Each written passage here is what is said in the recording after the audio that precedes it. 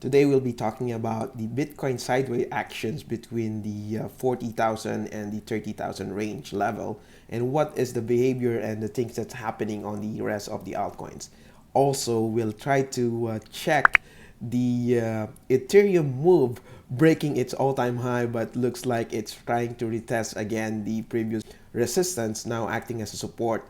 But the good thing with this is on the Ethereum versus Bitcoin side, it looks like things are really getting interesting. So stay tuned and watch this short video. This is Healthy Minds giving you bites and pieces of crypto news. So today, as I said, I'll be sharing to you guys what I just wrote on our blog almost 12 hours ago. And checking on this blog, we could actually see this pattern that I shared that there's a forming of a head and shoulder, possible breaking by now. And this is actually in Ethereum versus Bitcoin. So if you're going to browse this blog, I mentioned here and discuss what are the possibilities, Fibonacci extension, and possible target and take profit on this particular trade. Also, I mentioned here the time frame in 4 hours that although the volume is picking up on weekly, but on the short time frame for 4 hours, it seems like it's still not that significant. That's one of the reasons that is we just retest this previous resistance on this end. So let's try to check what's really happened on this particular chart. Let's see how we could utilize and play this market. On Ethereum versus the stablecoin Tether USDT, as you can see, we actually found a rejection here on around 1,480, almost reached the 1,500 range, but basically it was rejected, and now we are trying to test again the previous resistance, now acting as support around the 1,400 range. But looking on the Ethereum versus Bitcoin, here we could clearly see that we already broke this long time trend. If we're going to check this in weekly, the trend, just like what I discussed way back before in my previous blog, that this downward trend was formed since May 2018. We had a retest around August 31st, 2020, and then we had another retest on January 4, but failed. Now, if you're going to check this on the daily, you will see here that we did try testing it several times, but we continuously fail. January 4, January 5, January 6, and then on this January 10th, all are being rejected and being pushed downward. But finally, on January 16, we did some small tests. We did another retest here, and ping, we broke this downward action or this downward trend. But this previous high on the almost 40.04 BTC or Satoshi, we finally did get what we are expecting. We actually finally broke through to this previous high, not just the diagonal, but even the horizontal trend. So here we are clearly having another test on the previous resistance on 4 hours. When we did this blog around 11 hours ago, almost 12 hours, 11 hours, more than 11 hours, we can see here that we are actually approaching the point 2.618 fib extension, but after almost reaching it, now we are having another downward test, and this is what is forming on our chart. So from here, what are we expecting?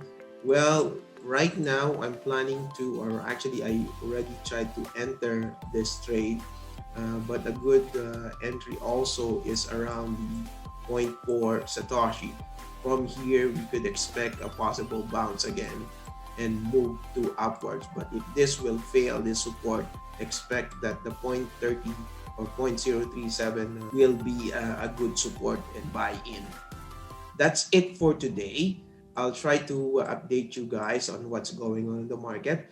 But just to continue on checking the sideways action of Bitcoin, currently we could actually see here that Bitcoin is playing around on the 33,000 to 34,000 range. And right now, looks like Bitcoin is planning to breach the 35,000 resistance that we were talking about last time. I discussed this, that if Bitcoin will break this previous or this resistance, there's a big possibility that the wave C is already completed.